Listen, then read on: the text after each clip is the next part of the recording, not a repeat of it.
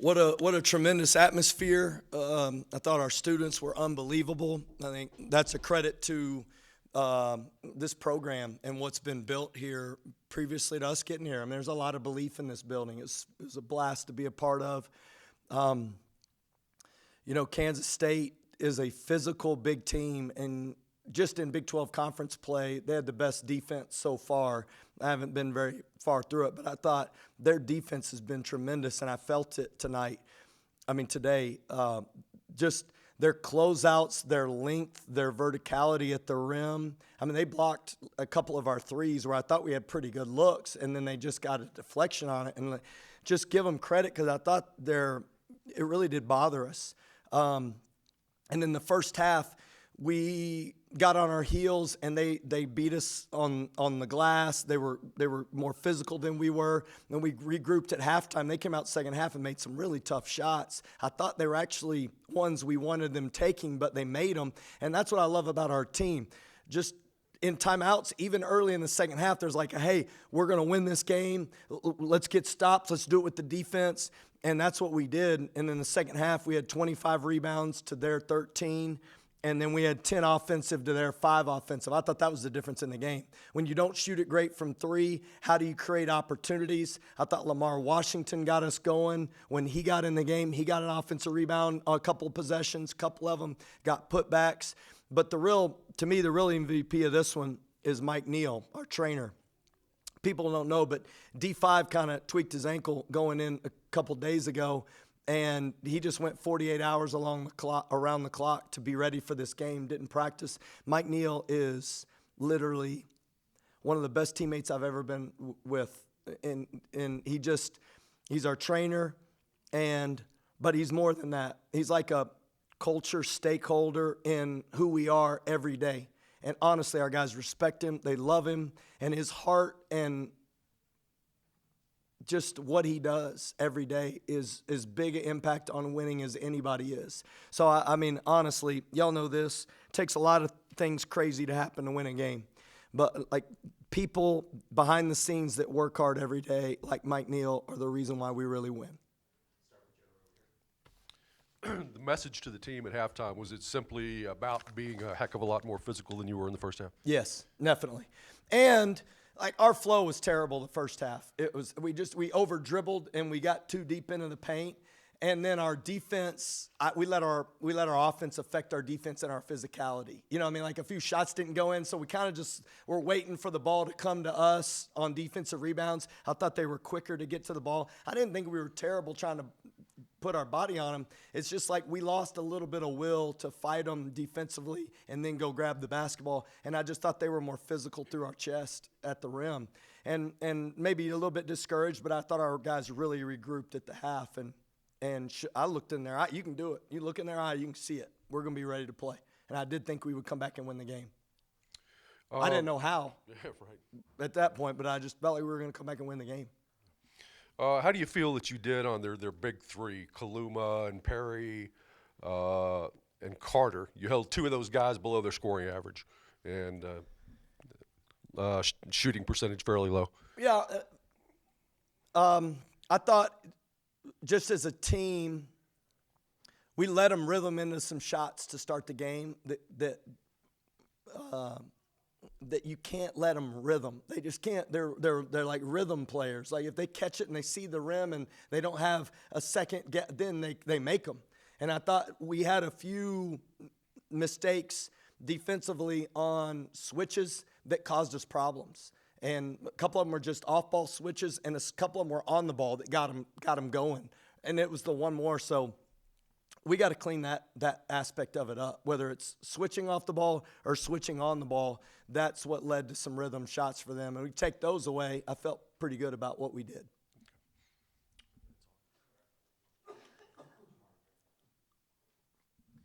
Coach, it looked like a very contentious game. I mean, that looked like, the most physical game y'all have played all year. How do you think your team reacted to that and then was able to come back? Well, the fact that we turned them over 18 times, I thought our activity was there. I mean, I did think our activity and help and our ability to play 2 a lot because they've got good individual offensive players. But really, the story's on the glass to me and our ability to get to the free throw line in a game where we needed to create some offense in different ways. We did it offensive rebounding. We did it by getting to the free throw line. And, man, Joe didn't shoot it very good. I felt like he forced some things over the course of the game. But at the end, he showed a lot of patience. And even when shots weren't falling, we got good looks, which led to offensive rebound. I thought Joe's patience down there. That's what I'm telling you. This team just learns. We learn as we play. And that's what I love. Their heart is to get better. Like, we weren't discouraged by a shot going in. Let's just take Pop's shot at the end of the game. He had a great look in the corner, but it didn't discourage him. I just look at him and I'm like, is he down? He's like, nope, this dude wants to get a stop. I'm like, we're going to win. I honestly mean it, because we let missed shots affect us early in the year. We're not doing that right now. We're just like, we're going to win the game. It doesn't matter how many you make or how many you miss. Let's just find a way. And Kansas State coming into tonight, they'd really struggled from three. What's it like as a coach when you're just watching some of those, contested three-pointers go in, especially, from Tyler? Well, he's a great player. I saw it for 2 years. I mean, you just got to make it hard on him. And I thought down the stretch when we got to where the game was on the line, we made it hard enough on him ultimately where he couldn't get the rhythm shot that he wanted. He had to dribble in the paint and take tough twos, which he's capable of doing, which you saw. He got fouled and got to the free throw line, but how do you make him do that? And I thought Joe and Pop over the course of the game just did a great job.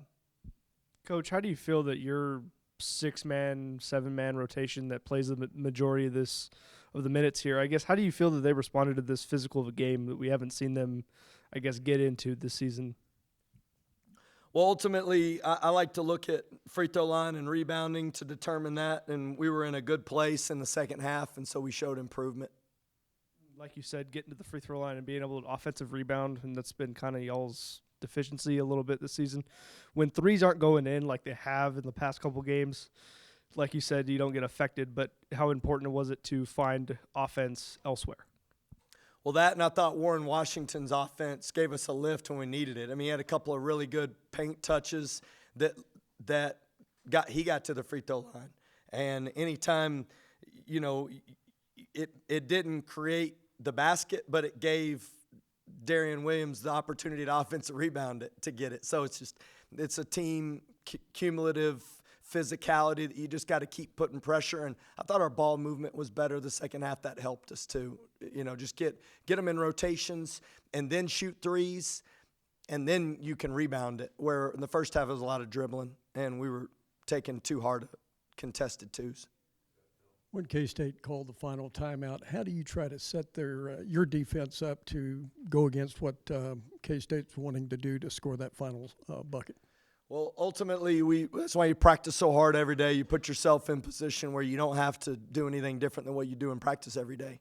I did consider calling a timeout when Joe made that free throw just to talk about what we wanted to see. And I trust our staff. Like I was asking Matt Breyer, calling Matty B, and I was like, we want to call timeout? Do you like what you see? Because he knows their team. And we decided to roll with it, and we did a great job guarding, and he kind of pushed him right, and Perry had the ball in the right wing, and they decided to call timeout. So then there's 7 seconds. You come out, and you see how they're lined up. You're like, do we want to call timeout? And we just felt like we had the right group on the floor, and we were going to play the game out. And Grant, besides yourself, the last 2 coaches here at Tech have the junior college, the D2, and the D1 experience. What has each of those taught you to make you a better coach? Well, I'm just thankful for the people that gave me the opportunity at a young age to do it. But like I told the guys in the locker room, this isn't about me. Honestly, I mean this. In our program, that's why I love Mike Neal and Matty B and Coach Smart and Coach AC and Coach Luke and, Clay. I just think we've got, our video coordinator, Chris Nottingham, is just brilliant. I mean, he really has a good plan. He was been in this league in the Big 12 as a GA, and then he just, like, people don't know, but I'm talking to those people as much as I'm talking to anybody, and I just trust our staff, and we do it as a team, and then there's nobody with greater energy than Kellen Buffington. I mean, Buff is just like the heartbeat of this team, and you can tell no one believes in our guys more than him. So really a blast to be a part of such a great group. And to me, that's what coaching is about, is surrounding yourself with the best team. That's what I got the opportunity to learn early, and that's what I love about being a part of this team. It's not like your defense has been bad, but you guys have had a really good offense, but that just wasn't there today. So what does it say about the team that you were able to lean on that defense late, especially when it wasn't working there for a while? Yeah, I mean, we shot 61% from 2 in the second half and got to the free throw line. We honestly just didn't make threes, and which led to some offensive rebounding. But I thought we got some pretty good looks. I mean, Chance had a couple to start the game that I thought were good. Pop had a couple that looked good. But you just can't let that dictate how you play the game. And so what our guys are believing in is like we can win this thing with defense and rebounding. It's not that complicated. I mean, it really isn't. But whether you do it is complicated because it takes a lot of guts to do that. And I thought our guys showed a lot of grit to compete when the ball didn't go in. Is it maybe a little bittersweet to knowing who was on the opposite end of this? Your friend Jerome, former player Tyler. What did it make it nicer that you got a little bit up on your buddy there? Or? Honestly, it's just never going to be about that for us. It really isn't. It can't be. I mean, it just has to be about your preparation and what gives you the best chance to win the game. I mean this in all sincerity. I mean, the moment you make it about anything other than your team, you're losing. And I love to win. And so I'm going to make it about our guys, and I'm so thrilled at the way we competed in the face of adversity because we're showing that we've got a team that I think can win championships, and I mean it. I told them that yesterday. I'm like, we're in this league to win it. Don't know what else to say. Daren Williams, double-digit scoring, but that 5-point run where he had the N1 layup and the 2 free throws feels like he's been tough all year. Just kind of speak about the impact he's had. Yeah, go ask our team who I'm hardest on, and it's probably him. Because I do think he's got the most potential in regards to his ability to score, rebound, defend, and facilitate. He just got a great combination. And I thought his 3 really was huge for us. And so that's the combination that makes him difficult, is he's such a mismatch problem. I mean, if you're making threes and you're passing and you can rebound at that rate, then you really are a guy that can navigate and win games. And that's where he is. He's got a great nose for the ball, and he's embraced very difficult things. And with his tweaked ankle, for him to go out and do this, it just shows how much guts he's got. He's all guts, man. Dude, he's not a great mover. He's a good mover. But, man, when the game's on the line, he makes winning plays. Talk about Darian's tweaked ankle. Pop in first half looked like he was grabbing his arm. Went back in pretty quickly, but what kind of happened there? He just got a stinger on his elbow, and he couldn't feel his hand. So, it like happens immediately, and you're kind of like, what's wrong? I can't even feel my hand. And then, it gradually went away, and then he felt better. Have you ever been a part of a game at this level with a clock malfunction like that? Yeah. I mean, unfortunately, I've been coaching too long, and I've seen all kinds of crazy stuff, I wasn't any panic. And I mean, you control what you control, and I did the math in my head pretty quick, and I did hear a buzzer go off, even though I don't know what it was, whether it wasn't running, but I saw it wasn't running, but I felt good about what we were doing, so I wasn't trying to draw attention to it. I'm going to let the game play out. And once that happens, you just get your team ready in case you got to throw the ball inbounds. I mean, that's all it is. Drum Tank said he thought you guys won this one because you were the tougher team. Do you think you displayed that most there in the last couple of minutes? Definitely. Just the resolve that it takes to be down and to get close and to continue when shots don't go in, to find ways to score. I just think you learn that your team believes that there are different ways to do it other than shooting. A lot of people just think you got to shoot to win, and honestly, I love my buddy Ross Hodge. He's got a saying, we'd be up, 10 minutes to go in the second half. I think they won today, by the way, too, and he's a freaking such a good coach. But he just is saying, like, we'd be up a couple points with 10 minutes to go in the game in the second half, and he'd say, we have enough points to win the game. Think about that. So that means, like, what if you keep them from scoring for 10 minutes, You still can win the game.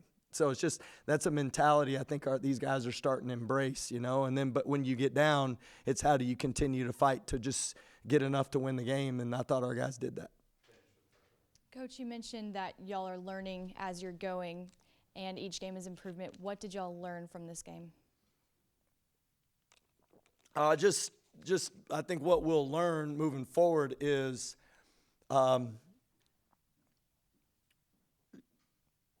your effort and your intensity and your belief in each other competitively can overcome nights where you don't shoot the ball well and find a way. You know, like whatever it takes, and you got to trust each other to do it, and it's not going to be perfect, but you do have to believe in each other in these timeouts when things get difficult and staying close together. And it's so much fun being in these timeouts, man. You know what? You know when you know you're going to win is when guys are like apologizing in timeouts. You know, like there's ownership. And you got to be able to say, I messed up. You know, to be perfect. These guys aren't perfect, and I think they embrace that. So I think that's what we're learning. Like, hey, just admit when you don't do it great, and let's get busy trying to figure out a way to win. Thank y'all.